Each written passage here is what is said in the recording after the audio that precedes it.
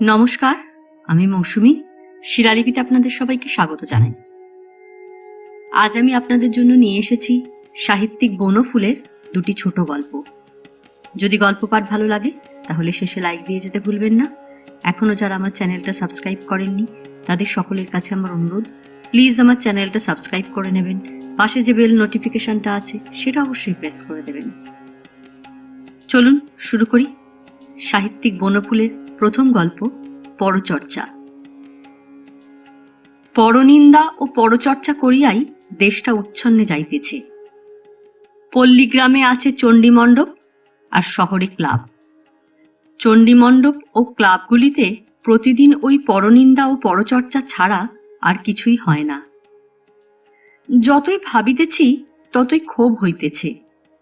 আরও গভীর পরিতাপের বিষয় এই যে, এইভাবে যাহারা দেশকে উচ্ছন্নের পথে পরিচালিত করিতেছে, আমিও তাহাদিগের মধ্যে অন্যতম।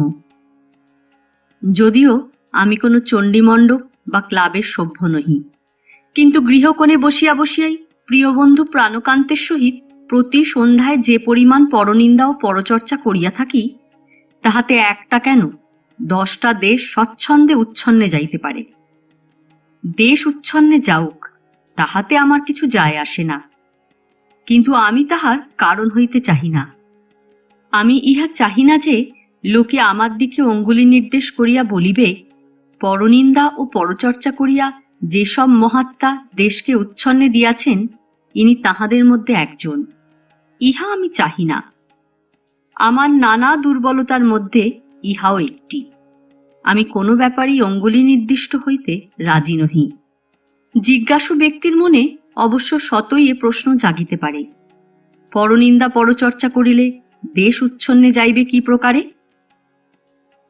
কি প্রকারে তাহার বিস্তৃত আলোচনা করা আমার সাধ্যাতীত, কিন্তু ইহা আমি অন্তরে অন্তরে অনুভব করিয়াছি যে দেশকে উচ্ছন্নে পাঠাইবার ইহা একটি প্রশস্ত পথ।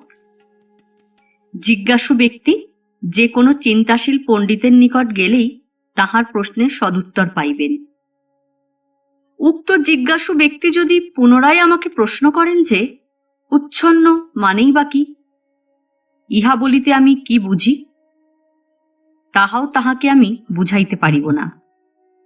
কারণ উচ্ছন্ন যাওয়া মানে এমন একটা শোচনীয় অবস্থা, যাহা বর্ণনা করিতে হইলে রীতিমতো আলংকারিক হওয়া প্রয়োজন। আমি আলংকারিক নহি, সুতরাং জিজ্ঞাসু ব্যক্তির নিকট নিজের দীনতা জ্ঞাপন করা ছাড়া আর অন্য কিছুটি করিবার আমার উপায় নাই। মোট কথা, ঠিক করিয়াছি আর পরচর্চা করিব না। সন্ধ্যাবেলা যেই প্রাণকান্ত আসিয়া ঘরের কোণে লাঠিটি রাখিতে রাখিতে সস্মিত মুখে শুরু করিবে, শুনেছ হে, আমাদের পাড়ায় রাধু ময়রার ভাদ্যর বউ, আর অমনি আমি শটকাটি বাগাইয়া উৎকর্ণ হইয়া বসিব, সেটি আর হইবে না। রাধু ময়রার ভাদ্রবধূ ব্যতীত আলোচ্য বিষয় পৃথিবীতে অনেক আছে। সন্ধ্যার অন্ধকার গাঢ় হইয়াছে, চতুর্দিকে ঝিল্লির ধ্বনি। একা নিজের নির্জন ঘরটিতে বসিয়া আছি। ঘরের কোণে টেবিলে বাতিটি কমানো রহিয়াছে। ঘরে স্বল্পালোকিত অন্ধকার। শটকায় মৃদু মৃদু টান দিতেছি। ধূপের মৃদু গন্ধে সমস্ত ঘরটি পরিপূর্ণ। বারান্দায় খুটখুট শব্দ হইল। প্রাণকান্ত আসিতেছে। সন্ধ্যাকালটা প্রাণকান্তর সহিত বিশ্রামভালাপ করিয়াই কাটে। আজ প্রতিজ্ঞা দুর্গের মধ্যে অটল হইয়া বসিয়া আছি। আর যাই করি, পরচর্চা করিব না। প্রাণকান্ত আসিয়া ঘরের নির্দিষ্ট কোণটিতে লাঠিটি রাখিয়া স্মিতমুখে বলিল, আজ এত গম্ভীর বদন যে? মুখে হাসি টানিয়া আনিয়া বলিলাম, তোমার বিরহে। চা খাবে নাকি? ওরে ভূত! ভূত নামক ভৃত্য আবির্ভূত হইলে 2 কাপ কড়া চা ফরমাস করিলাম। প্রাণকান্ত র্যাপাত দিয়া পা দুইটি ঢাকিতে ঢাকিতে বলিল, ঠান্ডাটা আবার জমকে পড়ল। চা আসিল। 1 চুমুক চা পান করিয়াই প্রাণকান্তের প্রাণ খুলিয়া গেল। আবেগ তরল কণ্ঠে কহিল, আমাদের পাশের বাড়িতে কলকাতা থেকে এক আপ টু ডেট মেয়ে এসে জুটেছে ভাই। এইটুকু বলিয়া ডিশে চা ঢালিয়া সুরুত করিয়া আরো খানিকটা গলাধ্যকরণ করিয়া ফেলিল। লোকটার উপর আমার ঘৃণা হইতে লাগিল এবং এইরূপ লোকে সঙ্গলাভের জন্য লোলুপ বলিয়া নিজেকেও মনে মনে যৎপরনাস্তি ধিক্কার দিলাম। বলিলাম, ও সব পরচর্চা ছাড়ো, এই করে দেশটা উচ্ছন্নে গেল, ছাড়ো ওসব। এই অপ্রত্যাশিত উক্তিতে প্রাণকান্তের শারীরিক ভাবকেন্দ্রই বোধহয় বিচলিত হইল। খানিকটা চা চলকাইয়া তাহার র্যাপারে পড়িয়া গেল। বিস্ফারিত দুইটি চক্ষু দৃষ্টি সে আমার উপর নিবদ্ধ করিল। সন্ধেটা কাটে কি করে তাহলে বলো?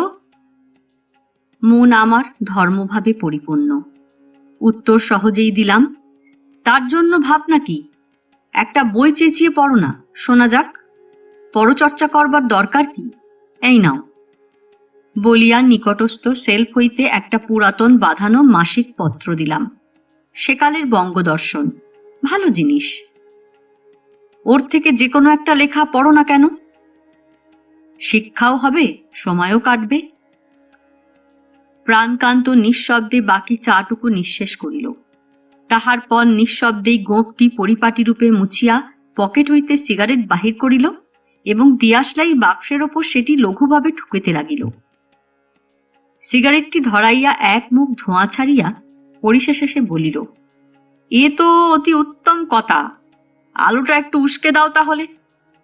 পুরাতন বঙ্গদর্শনটি লইয়া প্রাণকান্ত আলোর নিকট সরিয়া বসিয়া বহিটি নাড়িয়া চাড়িয়া বলিল, এইটি পড়ছি তাহলে শোনো। বিষয়টা ভালো বলেই মনে হচ্ছে। অক্ষরের প্রকৃতি ও স্বরবর্ণাচ্চারণ। পড়ব? পড়ো। প্রাণকান্ত পড়িতে লাগিল। অক্ষরের দুই অবস্থা, এক লিখিত আর শব্দিত।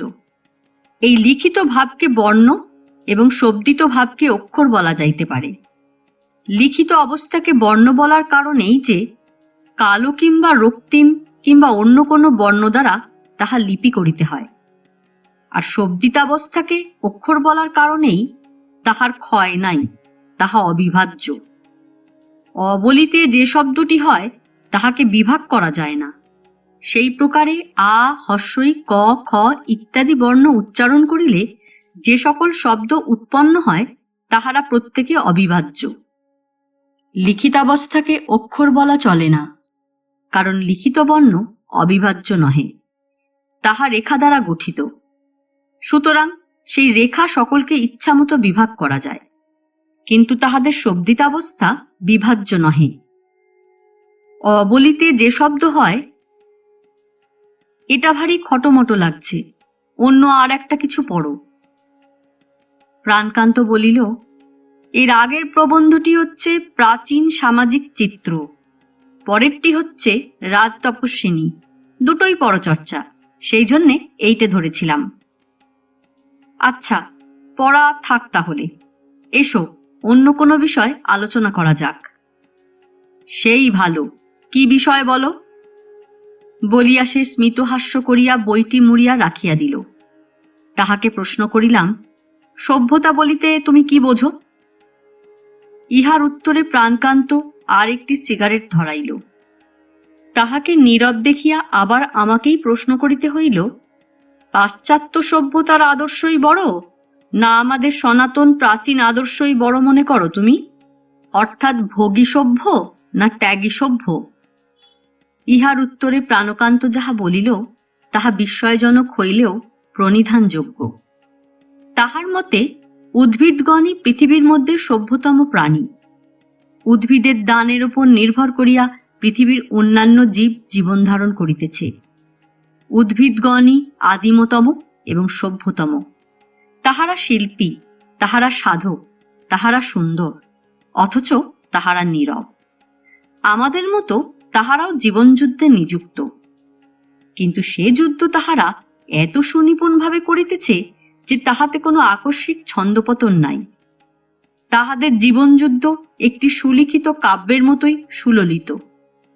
তাহা প্রচ্ছন্ন হইয়াও প্রকৃষ্ট, তাহা নিষ্ঠুর হইলেও দৃষ্টিকটু নহে। প্রাণকান্ত উচ্ছ্বসিত হইয়া আবেগপূর্ণ ভাষায় উদ্ভিদের শ্রেষ্ঠত্ব প্রতিপন্ন করিবার জন্য যে বক্তৃতা করিতে লাগিল তাহা নিঃসন্দেহে উপাদেয়। আমি ইহা আরো ভালোভাবে উপভোগ করিতাম, কিন্তু উদরের মধ্যে কেমন যেন একটা অস্বস্তি বোধ করিতেছিলাম। পেটটা ফাঁপিয়াছে। মধ্যাহ্নে গুরুপাক দ্রব্য কি আহার করিয়াছিলাম মনে করিবার চেষ্টা করিতেছি।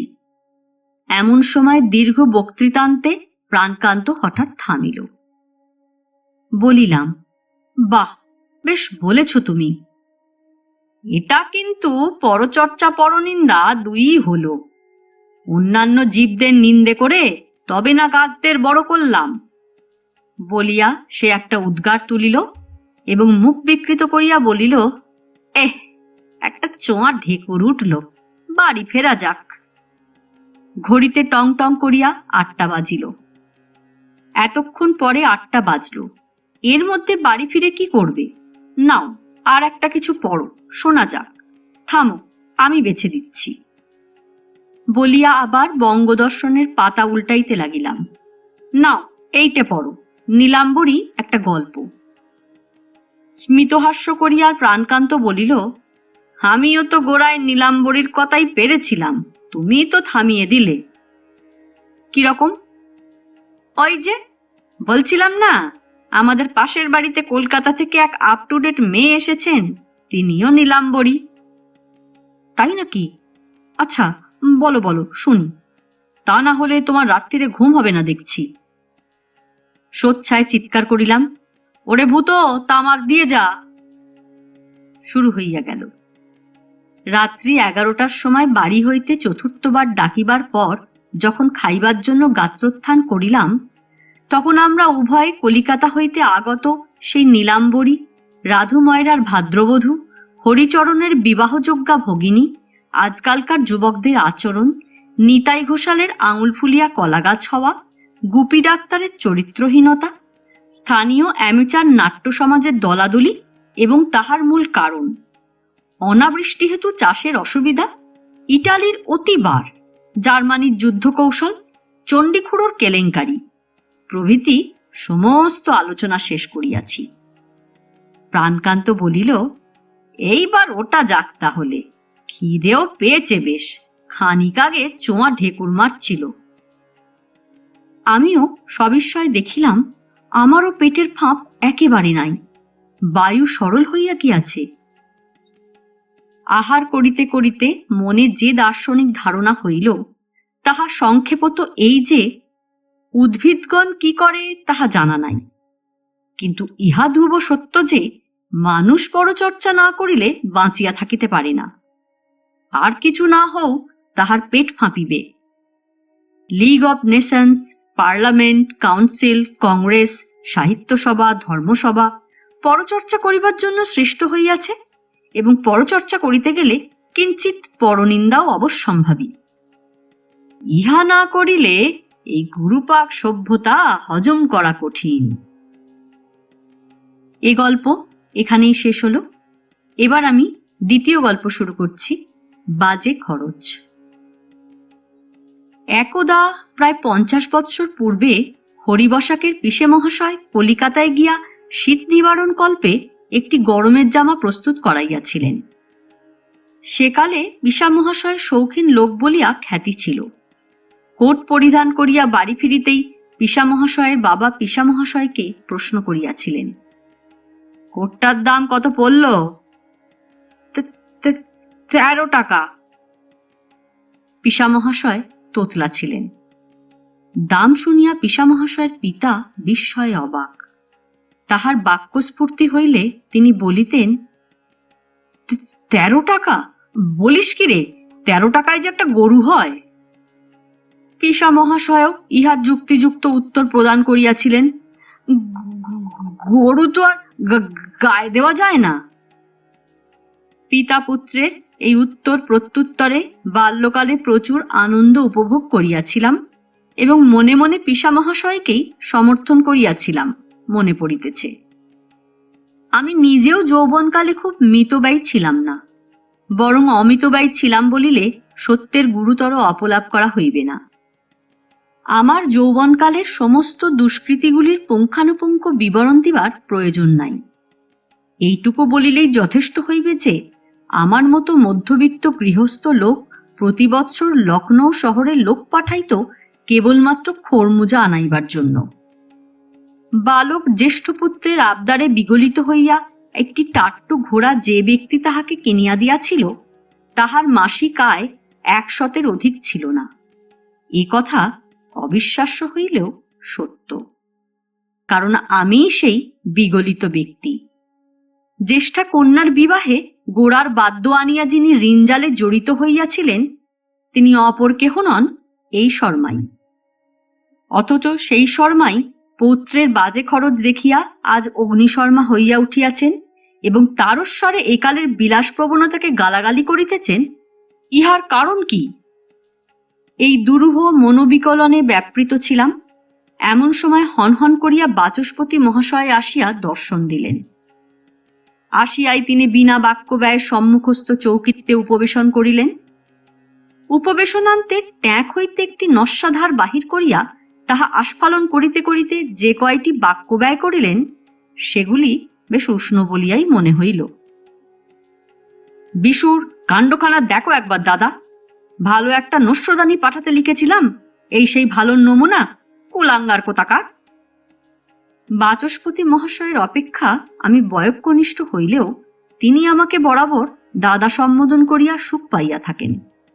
ইহাতে আমি আপত্তি করি নাই, কিন্তু বিশুকে কুলাঙ্গার বলিতে আমার আপত্তি আছে। বিশু বাচস্পতি মহাশয়ের জ্যেষ্ঠ পুত্র, বেশ ভালো ছেলে, এমএ পাশ করিয়া প্রফেসরি করিতেছে, তাহাকে কুলাঙ্গার বলা চলে না। বলিলাম, মন্দ কি নস্যদানিটা? খারাপ নয় তো?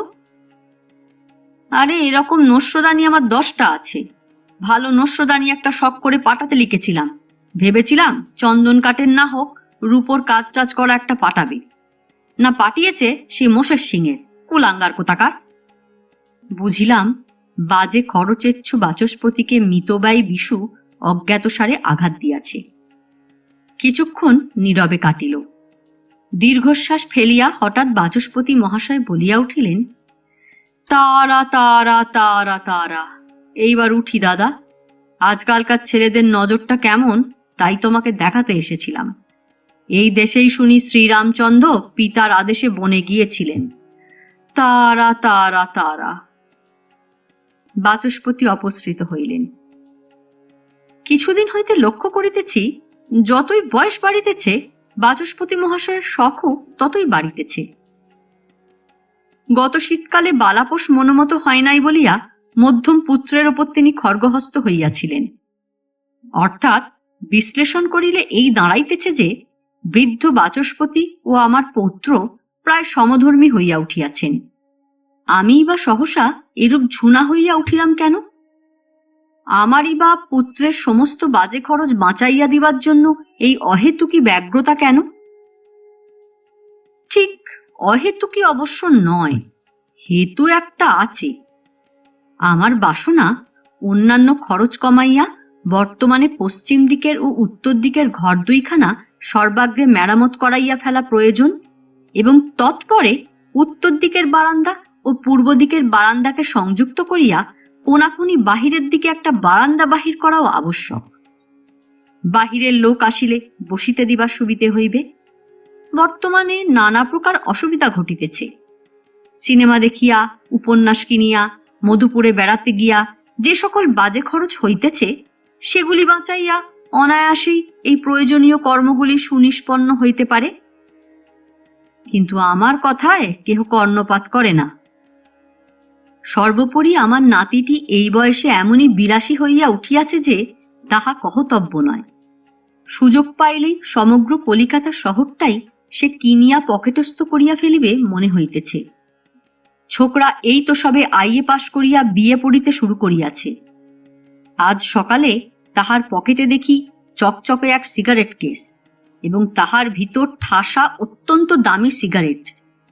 সিগারেট কেসটি কাড়িয়া লইয়া বহু কটূক্তি করিয়া তাহাকে দূর করিয়া দিয়াছি।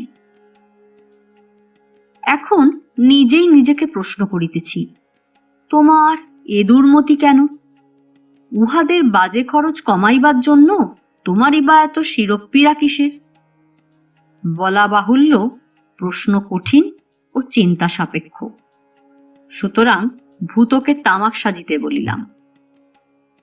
পূর্ণ 2টি ঘণ্টা মাথা ঘামাইবার পর দেখিলাম যে চিন্তা সমুদ্র মূর্তি পরিগ্রহ করিয়াছে এবং তাহাতে যে শ্রেণীর তরঙ্গমালা দেখা যাইতেছে সেগুলির সংক্ষিপ্ততম বর্ণনা দিতে গেলেও উত্তাল বিশেষণটি ব্যবহার করিতে হয়।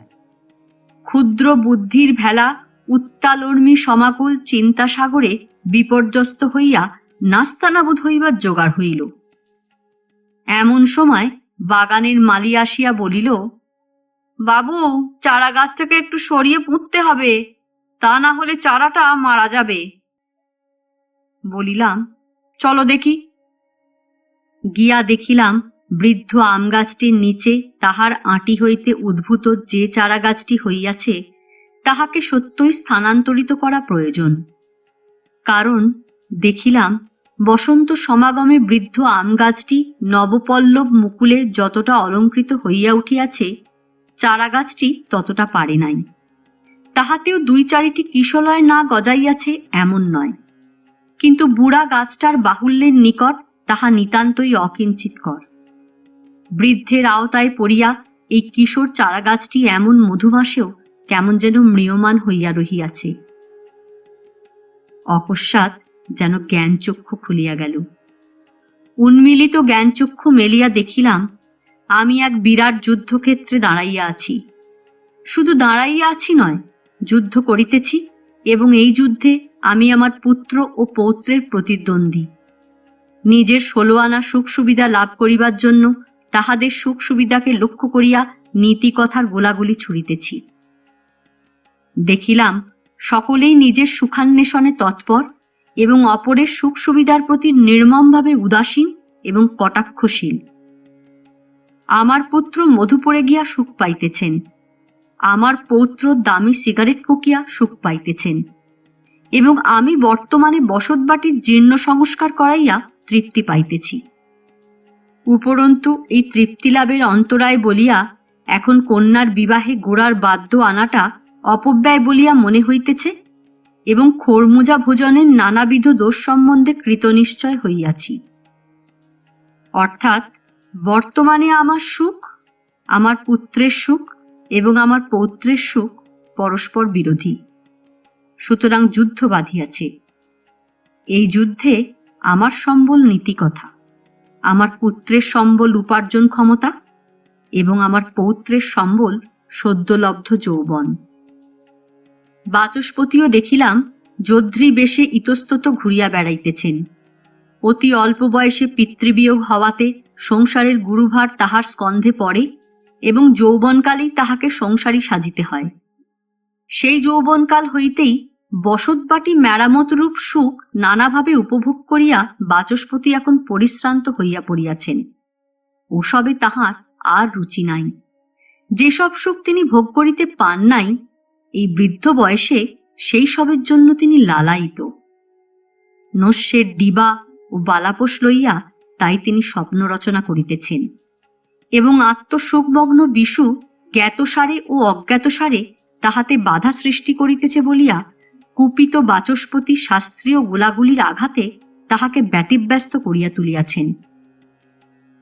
দেখিলাম এই যুদ্ধক্ষেত্রে আমি, বাচস্পতি, আমার পুত্র, পৌত্র এবং সংসারের সকলেই আপন আপন কামনা ট্রেঞ্চে আত্মগোপন করিয়া নানা কৌশলে পরস্পরকে কাবু করিবার চেষ্টা করিতেছি এবং কালক্রমে এক ট্রেঞ্চ পরিত্যাগ করিয়া অন্য ট্রেঞ্চে গিয়া হাজির হইতেছি। সকলেই আমরা জিঘাংসাপরায়ণ সৈনিক। কেহ পুরাতন বন্দুক হস্তে বীরত্ব করিতেছি, কেহ বা অতি আধুনিক বোমা হস্তে গ্যাস মাস্ক পরিধান করিয়া আস্ফালন করিতেছি। এইটুকু যা তফাৎ। যতই চিন্তা করিতে লাগিলাম ততই নিজের সৈনিক মূর্তি নিজের নিকট প্রকট হইতে লাগিল। ক্রমশ ইহা উপলব্ধি করিলাম যে বাজে খরচ জিনিসটা শুধু যে অনিবার্য তাহা নয়, অপরিহার্য। যাহাকে আমরা বাজে খরচ বলি তাহা নিতান্তই প্রয়োজনীয়। ওই যে দুরন্ত শিশুটা ক্রমাগত লম্ফজম্প করিয়া শক্তির অপচয় করিতেছে, স্থূল আপাত দৃষ্টিতে দেখিলে তাহা অপব্যয় বলিয়া মনে হইতে পারে, কিন্তু দৃষ্টি একটু সূক্ষ্ম করুন, দেখিবেন লম্ফজম্প ব্যতি রেখে ওই শিশুর পূর্ণ স্বাস্থ্য লাভ অসম্ভব খানিকটা বাজে খরচ না করিলে এই পৃথিবীতে কোনো বৃহৎ ব্যাপারই সুষ্ঠুভাবে অনুষ্ঠিত হইতে পারে না। যুদ্ধের কথাই ধরা যাউক, এমন কোনো যুদ্ধের নাম করিতে পারেন যাহাতে সৈন্য সামন্ত, গোলাগুলি, রসদপত্র নিক্তির ওজনে আয়োজিত হইয়াছে? এতটুকু অপব্যয় হয় নাই? প্রয়োজনের অধিক আয়োজন না করিলে কোনো জিনিসই সুসম্পন্ন হয় না, তা সে যুদ্ধেই হোক আর উৎসবেই হোক। 25 জনকে নিমন্ত্রণ করিলে অন্ততপক্ষে 35 জনের মতো ব্যবস্থা করিতে হয়, এ কথা কে না জানে। আরও একটা কথা, আপাত দৃষ্টিতে যেগুলি বাজে খরচ বলিয়া মনে হয়, আসলে সেগুলি মোটেই বাজে খরচ নয়। সেগুলির বিনিময়ে আমরা এমন বহু মহার্ঘ জিনিস লাভ করি যাহার মূল্য জীবনে নিতান্ত অকিঞ্চিৎকর নয়। আমার মতো নগণ্য ব্যক্তি যে এত বিভিন্ন লোকের স্নেহ লাভ করিতে সমর্থ হইয়াছি, তাহার কারণ কি আমার দিলদরিয়া মেজাজ নয়? সারা জীবন আমি যদি হিসেব করিয়া খরচ করিতাম, ওজন করিয়া কথা বলিতাম, তাহা হইলে এক পরম কারুণিক পরমেশ্বর ব্যতীত অপর কেহ আমার দিকে ফিরিয়া চাহিত কিনা সন্দেহ, এবং মনুষ্য সঙ্গ বর্জিত হইয়া কেবলমাত্র পরমেশ্বরের মুখ চাহিয়া এই জটিল সামাজিক জীবনযাপন করিতে পারা আমার পক্ষে কিরূপে সম্ভবকর হইয়া উঠিত, তাহা ভাবিতে গিয়া ভীত হইয়া উঠিতেছি। লাভ আছে বই কি। আমার বেশ মনে পড়িতেছে, জনৈক উচ্চপদস্থ রাজকর্মচারীকে খোরমুজা খাওয়াইয়াছিলাম বলিয়াই আমার জ্যেষ্ঠ পুত্রটির ভালো চাকুরিটি জুটিয়াছে। আমার গুণধর পৌত্রটি দামি সিগারেট খাইয়া ও বিতরণ করিয়া কোন সমুদ্রে কিভাবে জাল ফেলিয়া কোন রত্ন আহরণ করিবে, তাহা কে বলিতে পারি? হয়তো সে নিজেও জানে না। এই দার্শনিক চিন্তার সূত্র ধরিয়া আর একটি সিদ্ধান্তে উপনীত হইলাম। বাজে খরচ চিরকাল করা চলে না, একদিন তাহা বন্ধ করিতেই হয়, যেদিন মৃত্যু হয়। তৎপূর্বে যাহার যাহা খুশি করুক, এই খুশির খরস্রোতে বাধা দিতে গেলে ঐরাবত ভাসিয়া যাইবে। সুতরাং অনর্থক নাতিটার মনোকষ্টের কারণ হই কেন? সিগারেট কেসটি ফিরাইয়া দিব। কিন্তু সিগারেট কেসের দিকে চাহিয়া চক্ষু স্থির হইয়া গেল। সিগারেট কেস খালি। অন্যমনস্ক হইয়া একটির পর একটি নিজেই সবগুলি শেষ করিয়া ফেলিয়াছি। গভীর রাত্রে চোরের মতো পা টিপিয়া টিপিয়া নাতির ঘরে প্রবেশ করিলাম এবং অতি সন্তর্পণে তাহার পকেটে সিগারেট কেসটি সিগারেট সমেত রাখিয়া আসিয়া পরম তৃপ্তি লাভ করিলাম। বাজার হইতে নূতন সিগারেট কিনিয়া দিতে হইল, ইহা ছাড়া গত্যন্তর ছিল না। এই গল্প এখানেই শেষ। গল্প পাঠ ভালো লাগলে লাইক, শেয়ার, কমেন্টস করতে ভুলবেন না। আজকের মতো নমস্কার।